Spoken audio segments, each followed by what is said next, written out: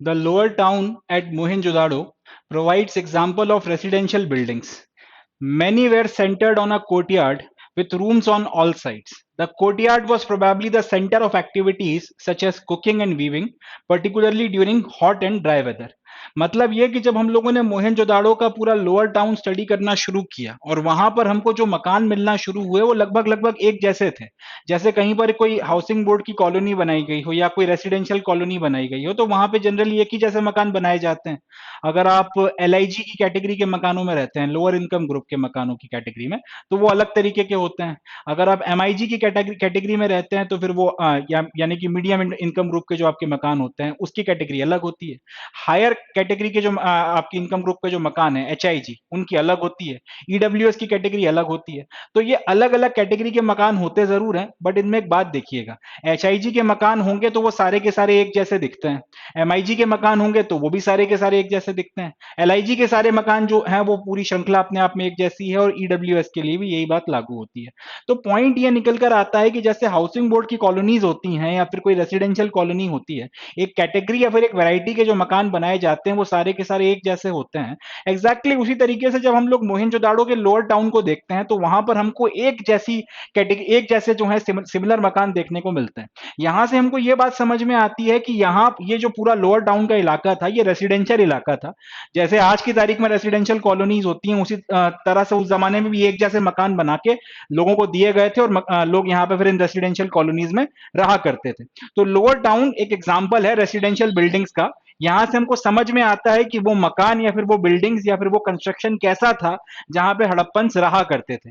Maximum मकान जो है उसमें हमको एक बात कॉमन देखने को मिलती है, जो पैटर्न है वो इस तरीके से है कि सेंटर में मकान के एक कोर्टयार्ड होता है। कोर्टयार्ड को अपन लोग हिंदी में बोलते हैं आंगन। एक बीच में आंगन या फिर एक खाली जगह छोड़ी गई है और उसके चारों तरफ कमरे बनाए गए हैं।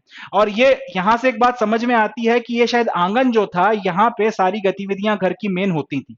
जैसे आज की तारीख में आपका एक बेडरूम होता है, एक लिविंग रूम होता है, एक ड्राइंग रूम होता है, एक किचन होता है, और उसके अलावा बाथरूम होते हैं। इसी और ज्यादातर आपकी जो एक्टिविटीज हैं दिन की वो लिविंग रूम में होती हैं। टीवी लगी हुई है तो लिविंग रूम में रहती है, सब लोग बैठ के देखते हैं। डिनर भी कई बार अगर डाइनिंग टेबल पे कर रहे हैं तो वो लिविंग रूम में रखा रहता है, नहीं तो ऐसे नीचे बैठ के अगर आप करोगे तो वो भी। बाकी जो मेन एक्टिविटीज हैं, उठना बैठना फॉर्मल आपके घर वालों के साथ में, वो भी आप लिविंग रूम में करते हो। तो जिस तरीके से आज की तारीख में लिविंग रूम आपके घर की मैक्सिमम एक्टिविटीज का सेंटर है, ज्यादातर गतिविधियां आप वहीं पे करते हो, उसी तरह से इस टाइम पीरियड में मोहनजोदाड़ो के लोअर टाउन में जो मकान हमको देखने को मिले, जो रेसिडेंशियल मकान है जिसमें लोग रहा करते थे, उसकी कॉमन बात क्या निकल कर आ रही है? उसमें कॉमन ये निकल कर आ रहा है कि उस मकान में खाली स्पेस है, जिसको अपन लोग कोर्टयार्ड बोल रहे हैं या फिर जिसको हिंदी में हम लोग आंगन बोलते हैं। इसके चारों तरफ में कमरे बनाए गए हैं। अब कोई कमरा खाना बनाने के लिए होगा, कोई कमरा रहने के लिए होगा, कोई किसी का कमरा होगा, कुछ होगा, मगर मेन एक्टिविटी जो थी वो इस कोर्टयार्ड में होती थी, और सारे कमरे जो थे इसके चारों तरफ में बनाए गए थे। इसका अब जो मकान हमको वहां पर देखने को मिले हैं, उसका फिर लोगों ने जो है स्टडी किया और उसके फिर मैथमेटिकल मॉडलिंग वगैरह की, उसमें एनिमेशन वगैरह डाला और उसकी मदद से फिर एक मॉडल बनाकर तैयार किया कि मोर और लेस ये मकान कैसा दिखता रहा होगा। तो कुछ इस तरीके का जो है मॉडल निकल कर आया है। देखिए, थोड़ा बड़ा करके दिखा देता हूं, ज्यादा अच्छे से समझ में आएगा। ये बीच में आपको कोर्टयार्ड देखने को मिल रहा है। यहाँ पे ये कोर्टयार्ड या फिर ये आंगन हो गया जहां पर सारी गतिविधियां चल रही हैं। एक तरफ उसके बाथरूम हो गया और बाकी चारों तरफ फिर आपके बाकी जो चारों तरफ जो है मकान हो गए, बाकी चारों तरफ आपके कमरे हो गए। ये जो बाकी अलग अलग कमरे हैं, ये बीच में कोर्टयार्ड है और यहाँ पे सारी गतिविधियां वगैरह चल रही हैं। तो ये एक कॉमन मॉडल निकल कर आया। इससे ये समझ में आया कि ये एक सर्टेन तरीके, ये एक पर्टिकुलर थॉट प्रोसेस के साथ में बनाए गए थे कि ज्यादातर वक्त जो है घर वाले साथ में बिताएंगे, या घर की महिला के पुरुष जो है वो बाहर काम पे जाएंगे और महिलाएं घर पे रहेंगी, तो ज्यादातर गतिविधियां जो है वो साथ में बैठकर आंगन में होती हैं। तो वो सारी गतिविधियां हो गई, गर्मियों में बैठना हो गया, जो भी आपके मेन काम है वो कोर्टयार्ड में होना है, इसलिए कोर्टयार्ड सेंटर है और उसके चारों तरफ में मकान के जो दूसरे कमरे हैं उनको बनाया गया। बस वही बात यहाँ पे लिखी है कि मैक्सिमम मकान जो थे उसमें कोर्टयार्ड सेंटर में होता था और उसके चारों तरफ में रूम होते थे। जितनी भी मेजर एक्टिविटीज थी घर की, खाना बनाना हो गया, वीविंग यानी कि आपके जो भी वीविंग का जो भी काम हो रहा है, जो भी आपको अगर कुछ बुनाई करनी है, कुछ कढ़ाई करनी है, वो सारा काम यहाँ पर हो रहा है। खास तौर पे अगर गर्मियों के मौसम की बात की जाए तो ये पूरा इलाका क्योंकि बड़ा हवादार है, खुला हुआ है, तो यहाँ पर आसानी से आप बैठ सकते हो, उतनी गर्मी आपको महसूस नहीं होगी। इसलिए ये सारा का सारा ध्यान रखते हुए कोर्टयार्ड के चारों तरफ सेंटर करके ये पूरा का पूरा कंस्ट्रक्शन किया गया था। ये एक और फोटोग्राफ देखिए, इसमें भी यही बात और ज्यादा क्लियर होकर निकल कर आ रही है। देखिए, ये एक और फोटोग्राफ देखिए, बीच में ये आंगन बना दिया, कोर्टयार्ड बना दिया, और उसके चारों तरफ फिर आपके दूसरे कमरे बना दिए। अलग अलग कमरों में अलग अलग गतिविधियां चल रही हैं, मगर मेन जो एक्टिविटी है वो इस कोर्टयार्ड में हो रही है। मेन जो जो भी आपका उठना बैठना खाना पीना है वो सारा का सारा इस आंगन में या फिर इस कोर्टयार्ड में करवाया जा रहा है। What is also interesting is an apparent concern of privacy. There are no windows in the walls along the ground level. Besides, the main entrance does not give a direct view of the interior of the courtyard. ये भी बड़ी interesting बात है कि इस पूरे construction को इस तरीके से किया गया है कि मकान के अंदर रहने वाले लोगों की प्राइवेसी जो है वो किसी तरीके से इंपैक्ट ना हो, किसी तरीके से इफेक्ट ना हो, इस बात का ध्यान दिया गया है।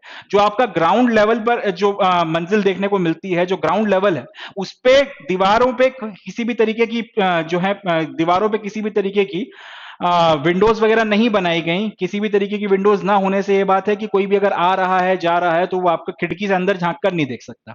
अब वो खिड़की से अंदर झांक के नहीं देखेगा तो ऑब्वियस सी बात है, अब अपना बिना इस कंसर्न के कि कोई आपको देख रहा है नहीं देख रहा, आप अपनी जो भी प्राइवेट लाइफ जीना चाहते हो जी सकते हो। तो यहाँ पे इस प्राइवेसी का बहुत कंसर्न दिया गया है। बहुत इंटरेस्टिंग पॉइंट है कि ग्राउंड लेवल पर, ग्राउंड लेवल पर या फिर जो आपका पहला लेवल होता है, इस पर किसी भी तरीके की कोई विंडोज ना बताना, ये दिखाता है इस बात को कि प्राइवेसी लोगों की इंपैक्ट ना हो, इस बात का पूरा पूरा ध्यान रखा गया है। दूसरी बात यह कि अगर आपको घर के अंदर आना है तो आपका एंट्रेंस इस तरीके से बनाया गया था कि आपको कोर्टयार्ड में या फिर डायरेक्ट जो घर के अंदर मेन एक्टिविटीज चल रही हैं उस सेंटर की तरफ आपकी नजर नहीं पड़ती थी। अगर हम लोग यहां पर देखेंगे, अगर इस फोटोग्राफ में हम लोग यहां पे ध्यान से देखें, देखिए यहां पे ये कोर्टयार्ड है, घर की सारी गतिविधियां यहां पर चल रही हैं, और ये घर में अंदर एंटर करने का रास्ता है। अगर आप यहां पे एंटर करोगे तो यहां पे खड़े रहोगे या फिर यहां से थोड़ा इधर उधर झांकोगे, और उसके बाद यहां से होते हुए आप यहां पे अंदर अंदर आओगे। ध्यान से देखिएगा, यहां से आप अंदर आए, यहां से फिर आप होते हुए यहां पे अंदर जाओगे और यहां पे मेन एक्टिविटीज वगैरह चल रही हैं। तो अगर कोई बाहर का आदमी आता है तो वो मैक्स टू मैक्स यहां पे खड़ा हो जाएगा। यहां पे खड़े होकर घर के मेन अंदर एंट्रेंस में घर के मेन जो आपका स्पेस है कोर्टयार्ड का, वहां पे क्या एक्टिविटीज चल रही है उसकी तरफ उसका ध्यान नहीं जा सकता, उसको डायरेक्ट व्यू जो है उस चीज का नहीं मिल सकता। ये भी एक इंडिकेशन है कि बाकायदा ध्यान रखा गया है इस बात का कि भाई प्राइवेसी जो है वो किसी भी तरीके से इंपैक्ट नहीं होनी चाहिए। इससे यह समझ में आता है कि हड़प्पन्स ना सिर्फ आपका कंस्ट्रक्शन और बाकी सारी चीजों में बड़े आगे निकल गए थे, इंजीनियरिंग वगैरह पे अच्छी खासी कमांड और पकड़ थी, सामाजिक तौर पर भी अच्छे खासे डेवलप्ड थे, और उनको पता था कि घर में महिलाएं होती हैं, सारी चीजें हैं, तो प्राइवेसी का ध्यान हमको रखना है। और इस प्राइवेसी का ध्यान रखते हुए इस बात का ध्यान तक रखना कि यार नीचे के लेवल पर या फिर आपका जो पहला लेवल है ग्राउंड लेवल पर अगर खिड़कियां बनाई जाएंगी, अगर विंडोज बनाई जाएंगी तो उससे प्राइवेसी इंपैक्ट होती है। ऊपर की जो मंजिलें हैं, जो सेकंड स्टोरी फर्स्ट स्टोरी है, सेकंड स्टोरी अगर बनाई गई है तो उसमें खिड़कियां बनाई गई हैं, क्योंकि वहां पर आने जाने वाला जो है उसको वहां पे कोई आ जा सकता नहीं है फर्स्ट फ्लोर पे या सेकंड फ्लोर पे। मतलब कहने का मेरा यह है कि फर्स्ट फ्लोर या सेकंड फ्लोर पे जो भी आपकी खिड़कियां वगैरह हैं उससे सड़क पे चलते हुए किसी आदमी को घर का डायरेक्ट अंदर का व्यू नहीं मिलेगा। तो इस बात को ध्यान में रखते हुए वहां पर जो है वहां पे खिड़कियां बनाई गई हैं, वहां पे विंडोज वगैरह बनाई गई हैं। तो ये सारी चीजें, और ये पर्टिकुलर बात कि यहां से अंदर एंटर करने पर आपको घर के अंदर का मेन व्यू नहीं मिलेगा, आपको यहां पे रुकना पड़ेगा जब तक घर से कोई व्यक्ति आपको एंटरटेन करने नहीं आता है। ये क्लियर एक इंडिकेशन है कि प्राइवेसी वगैरह के ऊपर बहुत ज्यादा इंफेसिस या बहुत ज्यादा फोकस किया गया था। Every house had its own bathroom paved with bricks with drains connected through the walls on the to the street. Some houses have remains of staircases to reach a second story of the roof. मतलब ये कि हर एक जो घर है उसका अपना खुद का एक बाथरूम था। पहली चीज, हर एक घर जो था उसका अपना खुद का एक बाथरूम बनाया गया था। तो ये भी एक बड़ी इंटरेस्टिंग बात है कि आपने हर एक को अपना एक पर्सनल टॉयलेट दिया हुआ था। एंड सबके सब जो सारे घरों के जो बाथरूम थे वो ड्रेन्स वगैरह की मदद से आपका जो स्ट्रीट ड्रेन है उसके साथ में कनेक्टेड थे। जैसे यहां पर देखिए, एक आदमी अपना बाथरूम में स्नान वगैरह कर रहा है, अब उसका जो सारा का सारा स्नान का पानी है वो बहते हुए पहले तो इस बाथरूम से बाहर आएगा और उसके बाद में फिर ये मेन ड्रेन के साथ में कनेक्ट हो जाएगा। ये मेन ड्रेन के ऊपर देखिए यहाँ पे अलग से लूज ब्रिक्स रखी गई हैं जिनको हटाकर सफाई वगैरह भी की जा सकती है। तो ये अपने आप में एक बहुत इंटरेस्टिंग बात है। हर मकान के साथ में एक बाथरूम बनाया गया था और उसका पूरा पानी निकासी की व्यवस्था जो है 4,500 साल पहले डिफाइन की गई थी कि ये इस तरीके से होगा। उसमें भी फिर चेक्स एंड बैलेंसेस रखे गए थे कि किसी तरीके से जाम ना लग जाए, और कहीं पर अगर जाम हो जाता है तो सफाई करने की भी जो है पूरी व्यवस्था की गई थी। मैन होल बनाए गए थे जगह जगह पर कि यहां पर जाम होने की संभावना ज्यादा है, यहाँ पे फिर गंदगी ज्यादा इकट्ठी हो सकती है, तो किसी को उतारने के लिए स्पेस दिया गया था कि कोई उतर कर जो है सफाई करेगा, ये सारे काम किए गए थे।